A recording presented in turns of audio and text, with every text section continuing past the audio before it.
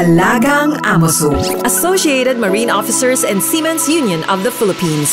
Ang programang para sa mga Filipino seafarers at kanilang pamilya. Maghahatid ng impormasyon, magbibigay ng inspirasyon, at tatalakay sa kanilang mga sitwasyon, kalagayan at iba pang mga pangangailangan.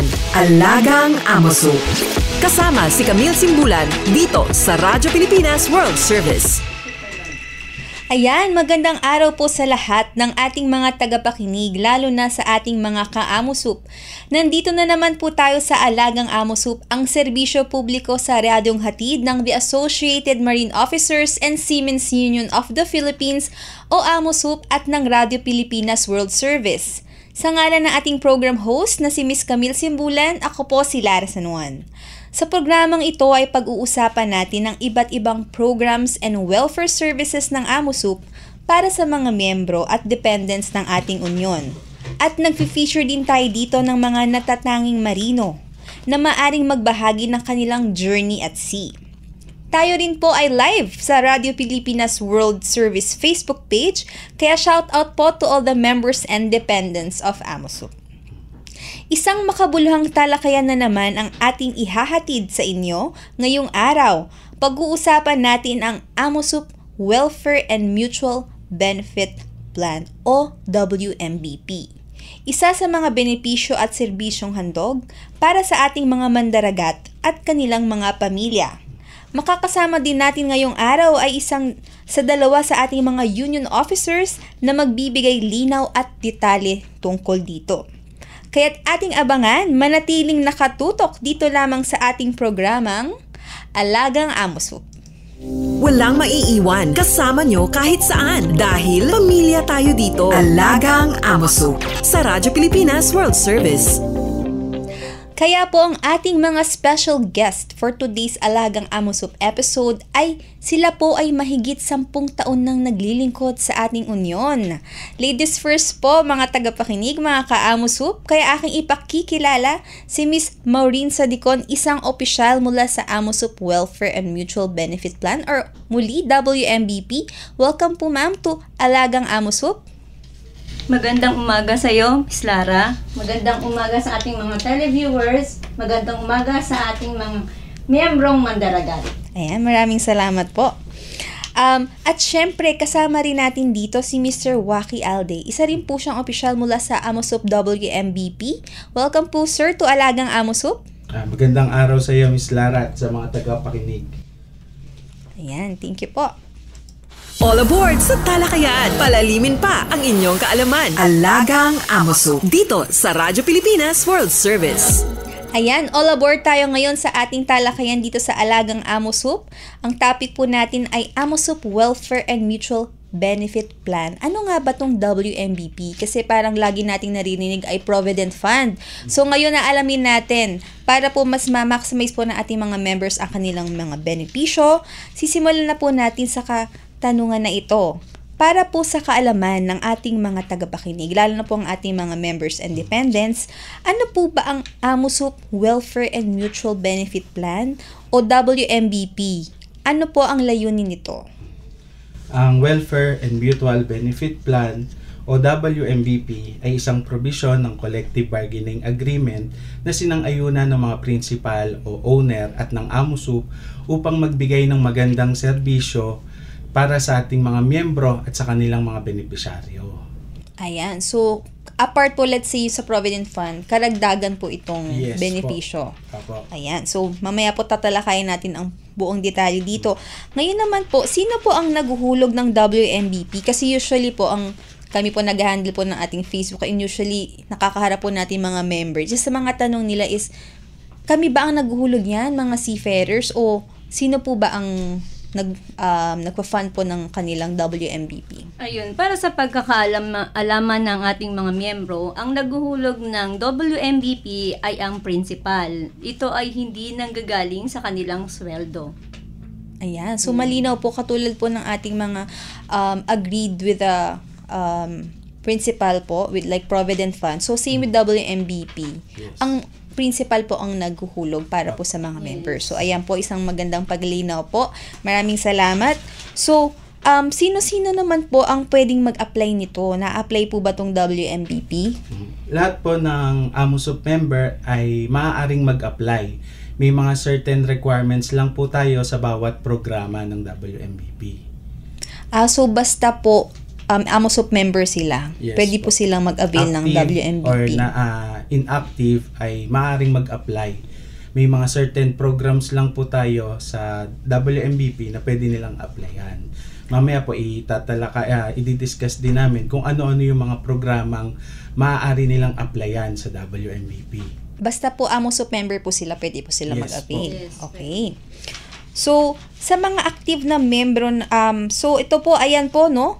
So, paalala po sa ating mga membro na alamin po ninyo ang lahat ng inyong mga karapatan at benepisyo na nakasaad sa inyong mga kontrata at CBA. Katulad po ngayon, lagi po kasi narinig natin ay Provident Fund. Meron pala tayong WMBP. So, basahin po natin mabuti inyong mga CBA. So, ngayon dumako naman po tayo sa kung ano-ano nga ba yung mga benepisyo na ito na maaring makuha ng mga membro sa AMOSUP. Ano-ano nga po ba ang mga benepisyo at serbisyo ng WMBP para po sa ating mga AMOSUP members? Ang programa ng WMBP ay nakaalalay sa mga miyembro nito at sa kanilang mga dependent. Lalo na kung ang miyembro ay namatay on board at kung ang miyembro ay namatayan ng kanilang magulang kung sila ay single, ng kanilang asawa kung sila ay married, at ng kanilang mga anak.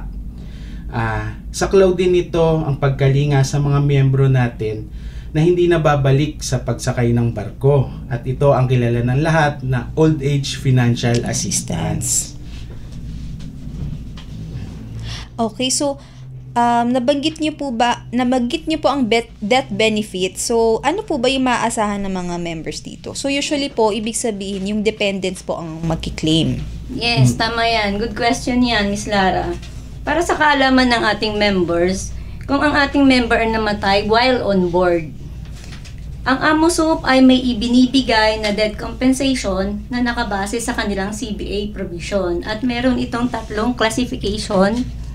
Ito ang 250,000 pesos, 210,000 pesos, at 170,000 pesos. Maidagdag ko din dyan, Miss Lara, na nagbibigay din ang AMOSUP ng funeral service at airport assistance. Yes, tama. Okay Meron po. din pong binibigay si AMOSUP para sa ating namayapang member na namatay on board. Opo. Ito ay ating ibibigay once na ang ating member ay dumating or arrival niya during airport pa lang, sila ay ating susunduin hanggang sa maihatid natin siya sa kanilang funeral parlor. Okay, so kailangan po pala, hindi lang ang mga membro ang nakakaalam nito, kundi yung ating mga, Yes po. kanilang mga dependents. Kasi kung wala na po si seafarer, most likely hindi na po nito ma-avail kung hindi po aware yung kanilang, let's say, asawa po, or kung minsan mga anak po ang nagkiklaim kung wala na rin po yung. Kung sino yung natitirang claimant. Okay, so, ayan, paalala po sa ating members na maganda po na may open din natin sa ating mga asawa or yung near relative or ano bang tawag po doon? Dependents? Depende. Yes. Or beneficiaries po. Beneficiary. Ayan. So, actually, ang kilala talaga po ng ating mga members ay sa programang WMBP ay yung All Age Financial Assistance. Kahit po dun sa ating Facebook page sa AMOSUP, ito po yung lagi po namin narinig, which is, actually, ang term po talaga nila ay old age lang. Hindi po na nabubuo yung buong financial assistance. Pero, yung old age financial, ano po yung matatanggap nila dito? At ano po yung mga kailangan? Lara, ito ang sikat na sa ating mga members, no? Opo. Ang Old Age Financial Assistance. Sila ay makakatanggap ng financial assistance na nakasaad sa kanilang CBA provision. Dapat sila ay 55 years old. Opo. Dapat sila ay umabot ng 5 years AMOSUP member. Okay, so parang pareho din po siya ng Provident Fund. Pero, ang minimum age po dapat po 55 years old. Okay. So, kung isang member naman po ay nakakuha ng Provident Fund, ayan, since lagi po natin bakit ng Provident Fund kanina, kasi ang tanong nila, so, nakakuha na ako ng Provident Fund. Ma'am, sir, maaari pa rin po ba akong makakuha ng mga benepisyo ng WMBP? Oo. Isang magandang paglilinaw din para sa ating mga miyembro na kahit sila ay nakakuha na ng Provident Fund, ay maaari pa rin silang mag-apply ng WMBP. Opo. Sa mga nabanggit nating programa kanina. Okay, so magandang pagdilinaw po yan, no? So, maganda niyan, may Provident Fund ka na, may WMBP ka pa. So, pwede silang mag-apply po ng sabay na magkaiba pong application. Yes. So, dahil po nabanggit po natin ang pag-apply, syempre, may mga, malamang po meron po tayong mga tagapakinig na interesadong mag-avail ng ating WMBP. So, paano nga po ba mag-apply dito ng WMBP? Para sa ating mga miyembro, maaari po kayo mag-apply sa ating tanggapan sa opisina sa Intramuros, Manila. Pwede rin po tayo kung malayo naman po tayo at meron tayong branches. Ito po is AMOSUP Cebu, Iloilo at Davao. Pero sa ngayon, meron na tayong email transaction kung saan pwede pong mag-send at mag-apply po ang ating miyembro para sa ikadadali ng kanilang proseso. Pwede po ma'am na hindi na po sila personal na magpunta Pwede. sa office? Pwede. Through email na lang po? Pwede naman, lalo na't malayo sila, case-to-case basis, meron silang nararamdaman. So, no need nang pumunta sa pinaka-branch natin ng AMOSUP. Ano pong email address ma'am para po sa kaalaman ng ating mga... Okay, para sa kaalaman ng ating mga miyembro, ang ating email address is wmbp@amosup.org. Ayan, so madaling tandaan, wmbp@amosup.org. So, yun po. So, meron po tayong mga branches sa Cebu, Iloilo, tsaka Davao. Yes. So, ayan, narinig na po natin yung mga napakagandang programa ng AMOSUP WMBP. Ito po yung mga isa sa mga interested po, no, lalo na ating mga listeners. Yung mga kwento po na pwede nyong maibahagi tungkol sa mga miyembrong natulungan po ninyo dito sa inyong programa. Sa karanasan ko na mawalan ng mahal sa buhay, ay talaga namang alam natin kung gaano kahirap. Lalo na yung sa oras na haharapin mo na yung pagsubok na yon. Nakita ko kung paano nagbigay ng benepisyo ang AMOSUP sa pamamagitan ng WMBP upang tugunan ang pangangailangan, lalo na yung sa pagdating ng human remains ng ating miyembro, na talagang umagapay si AMOSUP sa pagsundo doon pa lamang sa airport. Tama. At yun nga po, nabanggit namin kanina, nagbibigay din si AMOSUP ng funeral service at airport assistance.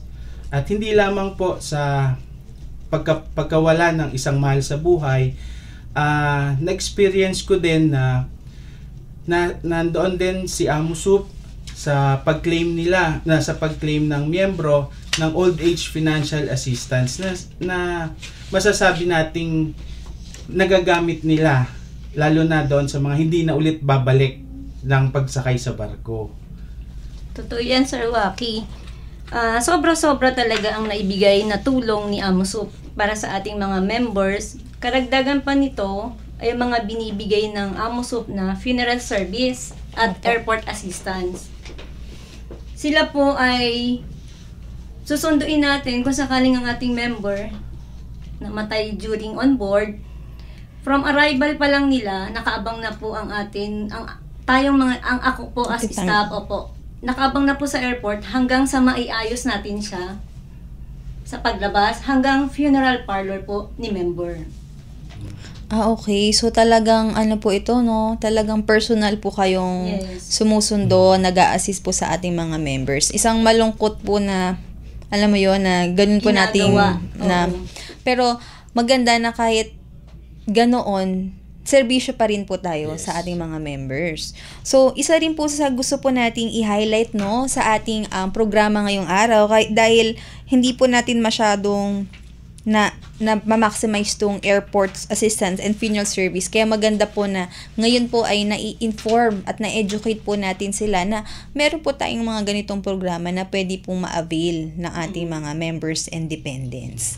So, since marami pa po tayong oras, sir and ma'am, baka pwede niyo pong elaborate para po sa kaalaman ng ating mga members yung mga programa po ninyo in detail po. For example po, ano po ba yung mga, kasi kami po sa tuwing nakakatanggap po kami ng mga inquiries po sa ating mga members. Usually, ang tanong po dyan is, parang kunwari po, namatay po siya on board. Paano naman po kung nakababa na po siya? Doon po siya binawian po ng buhay. Yan, okay. Eligible pa po ba siya?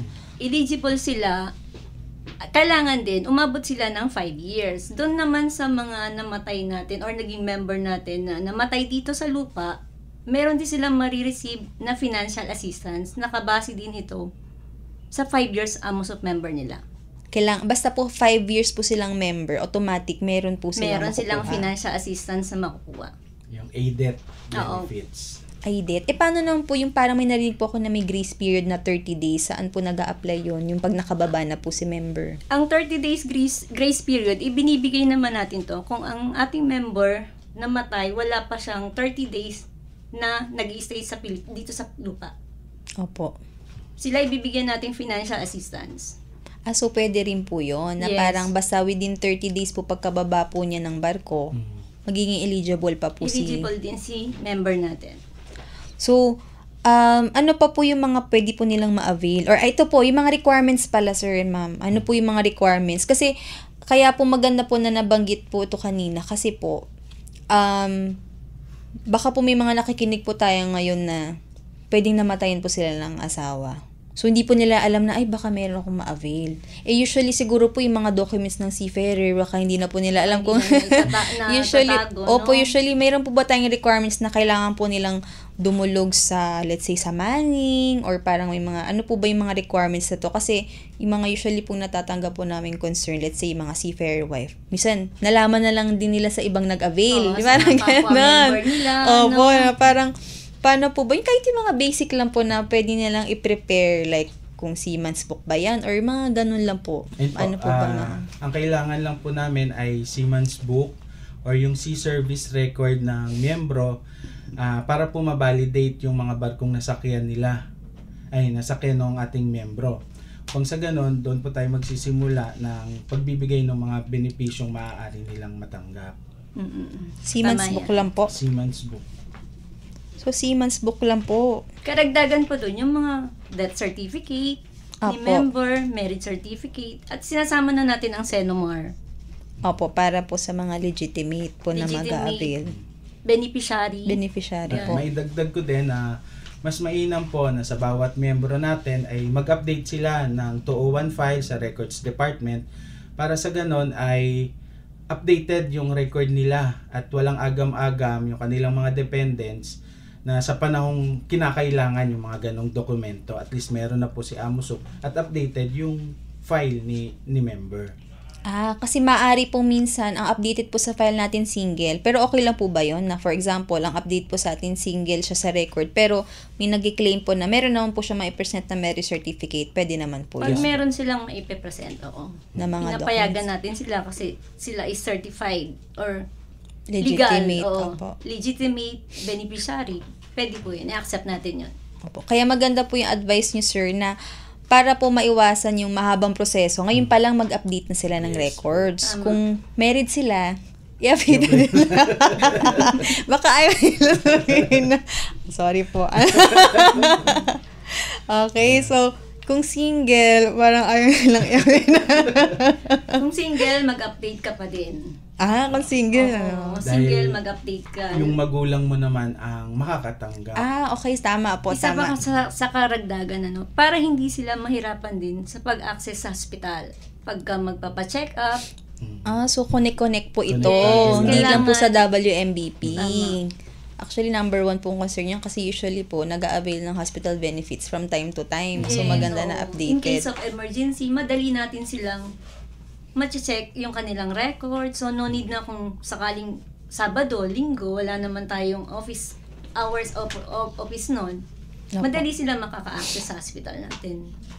Ito po kasi isa sa mga concern dahil pag kasing death benefit, ang ano po natin dyan, sino ba yung next beneficiary? For example lang po, nabanggit po natin na single si member.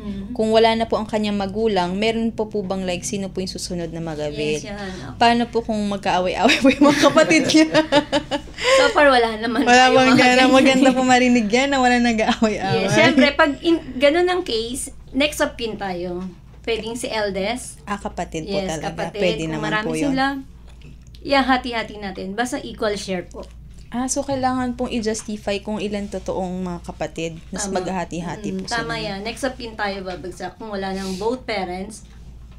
Okay, so Yun maganda lang. po marinig na parang wala pong nag-aaway-away. Wala naman so far. Opo. So, usually po, ang narinig po namin concern, yun nga po, wife po. So, maganda na kahit wala na po si member, ating pong mga seafarer wives, nare-receive po na ganitong mga benefits.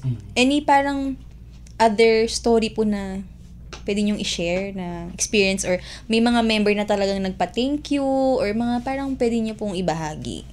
Mga members na talagang natuwa, lalo na po yung, kasi katulad na banggit po natin kanina, pwede hindi niya alam, tas biglang naka-avail si seafarer wife, parang natuwa siya na kasi kahit let's say magkano lang po yan, malaking tulong po sa kanila. May Tama. experience po ba kayo na gusto nyong i-share?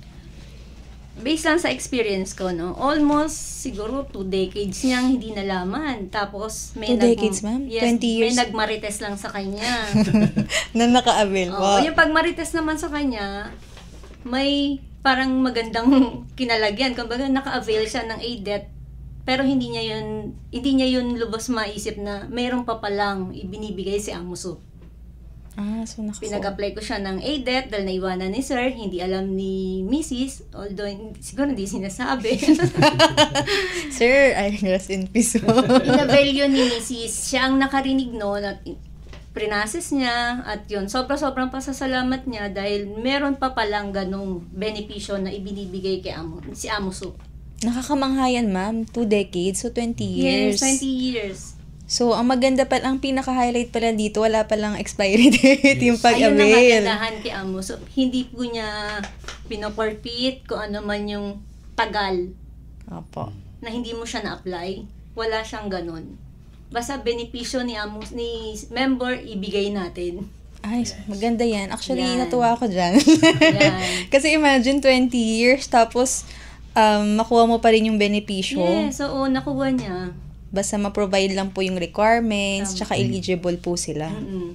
So, yun po. Kasi yun nga, number 1 nandito yung mga marang death po na makukuha. So, maganda po yan. So, ayan, hello po sa mga hindi pa po nakapag-avail. Naku, mukhang mag-e-expect po kayo, sir, ma'am, ng mga applications.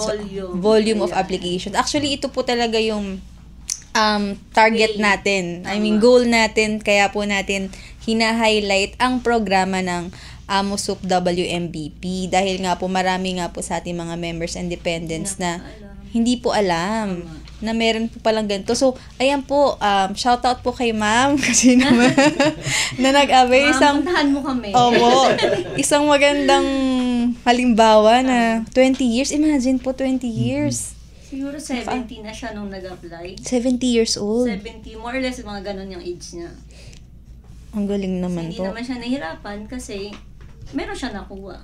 Opo, hindi na Kumbaga, sayang. totoo pala yung pagmamarites sa kanya. Totoo, I mean, ano po siya, in person po siya nagpunta sa ating In person. tanggapan dito Oo, po sa pumunta siya sa amin, Manila, oo, sa Intramuros. nagtanong Para makasure. Yung pagkwento sa kanya, sure naman. Opo. Doon siya naniwala. Ayun. Sabi ko, apply niyo yan, ma'am. Meron po makukuha si sir. And then, ayun, binigyan natin siya ng mga requirements na kailangan niya i-provide. Sobra-sobra siyang nagpapasalamat kay Amusup. Gaano po pala katagal to, ma'am sir? Yung parang, kunwari, yan po, nag-apply. Gaano po katagal nilang matatanggap ang benepisyo? Usually po. Meron tayong due process na 30 working days. Working days po Yes, yun. Okay, so at least po kahit, actually hindi na po siya masama kasi ang pinaka gusto ko lang pong i-highlight din sa ating members and dependents to actually po, isa sa mga, let's say, complaints or yung mga, ako po kasi maayos ko rin pong ina-explain po sa kanila na to give us this like understanding and patience kasi kahit po yan, let's say 30 working days or 60 working days, ina-assure po natin sila na pag sinabi po natin na ganun at eligible po talaga sila, number 1 po na gusto ko pong sabihin ay meron po kayong talagang maaasahan na dadating at matatanggap po ninyo. Yes. So, yun po kasi tuwing nakakatanggap po kami ng mga inquiries, lalo na po, yan po sa ating Amusup. Mamaya sabihin ko po yung ating Facebook page na isa po sa number 1 is We seek for your understanding and patience po. Basta po natanggap po namin ng inyong application. Natanggap po nila, ma'am, sir, ang inyong mga application. Like, for example po kami, dinadirect po natin sa mga concerned departments. Ang number 1 po dyan is, meron po kayong maasahan at sinisigurado po namin. Yan po, number 1 pong example, 20 years natanggap pa po ni ma'am. So, sinisigurado po namin na matatanggap po ninyo. Basta po, kompletuhin lang yung mga requirements para mas mabilis natin maproseso. Minsan kasi, kaya natagal, may mga kulang pa na mga requirements na hindi pa nila maibigay. Pag po kompleto, maasahan po ninyo na mas mabilis naming maibibigay ang benepisyo ninyo. Ayan, so yan. Yan po yung mga magagandang idea, tips para po mas madali po nating makuha ang ating mga benefits. So, ayan po. Walang maiiwan kasama nyo kahit saan dahil pamilya tayo dito. Alagang Amosup sa Radyo Pilipinas World Service. At para po sa mga other welfare programs po ng Union, syempre makipag-ugnayan lamang po kayo dito sa ating Amosup Contact Center. Yan po ay sa ating main office sa Manila. Or Amosup Contact Center or ACC para sa inyong mga katanungan o karagdagang impormasyon. Operating hours po is mula 8 a.m. hanggang 5 p.m. po. Telephone number +632-8527-8491 hanggang 98. At maaari po rin kayong tumawag sa inyong mga mobile phones Globe +63945-795-5345 at para naman po sa Smart +63920-437-1496. At syempre naman po, ma'am, sir, bilang pangwakas, ano po ang inyong mensahe sa ating mga tagapakinig? Para sa ating miyembro, no, lagi lang nating alamin ang ating benepisyo. Opo. Kasi ang ating member, kadalasan, alam nga ang Provident Fund. So, kahit nakuha nyo na yon, basta hindi na kayo sumasakay at umabot kayo sa 5 years, pwede kayong maka-avail ng financial assistance. Oh, maraming So, yun lang po ang ipaparating ko sa ating membro. Alamin nyo ang benepisyo nyo. Ayan, thank you, ma'am. Sir, meron po kayong gustong sabihin? Patuloy tayo na magkaisa upang siguraduhin protektado at maayos ang kalagayan ng bawat miyembro. Nandyan ang Amosup. Ayan, maganda po yung sinabi niyo, sir, no? So, andito po ang Amosup. Isa rin po sa magandang sabihin dito ay, kung kayo po ay mag-a-avail ng WMBP, sila rin po ang personal na mag-a-assist. Opo, so sila po ang personal na mag-a-assist at magpo-proseso ng inyong mga application. At sila po talaga ay nagpunta dito para po sila mismo yung magsabi sa inyo kung ano ba yung mga benefits ninyo. So, pagdating po ninyo sa Amosup, si Ma'am Miss Mau tsaka si Sir Waki po, sila po yung mga maabutan nyo doon sa department nila. So ngayon pinakikilala ko na po sila sa inyo. So mukhang dadagsa po ang ating mga application. So ayan po, Ma'am Sir, dito po nagtatapos ang ating kwentuhan. Kasama po si Miss Maureen Sadicon at Sir Waki Alde. Ma'am Sir, maraming salamat po sa inyong pagsubaybay. Salamat po sa mga kasama natin sa Radyo Pilipinas, Miss Susan Aizon, Erin Peñano, Milo Jonela, J. Arevalo, Jerome Toledo, at syempre sa ating kaamusup na si Shane Lontok. Hello! At syempre, muli, maraming salamat po, sir, ma'am, sa inyong time, effort, and pag-explain sa ating mga members and dependents. I hope marami po silang natutunan and we're hoping po na marami pong application. Maraming salamat po sa inyong oras at sa pagbabahagi ng mahalagang impormasyon tungkol sa Amosup Welfare and Mutual Benefit Plan o WMBP. So, hindi lamang po Provident Fund ang pwede nyo pong ma-avail sa ating Union. At sa ating mga tagapakinig, mga ka-Amusut at sa ating mga kababayan abroad na nakikinig sa iba't ibang sulok ng mundo, maraming salamat sa inyong pagsusumikap at sakripisyo para sa inyong mga pamilya at para sa ating bayan. Ingat po kayo palagi, tandaan na kahit nasamaan po kayo, may mga organisasyon, katulad po yan ng Amosup, katulad po nila Ma'am Sir dito, na taong laging handang tumulong at sumuporta at syempre po maglingkod sa inyo. Thank you uli, Ma'am Sir. Sa ngalan po ni Miss Camille Simbulan, ako po si Lara Sanungan at ito po ang Alagang Amosup. All aboard sa talakayan. Palalimin pa ang inyong kaalaman. Alagang Amosup. Dito sa Radyo Pilipinas World Service.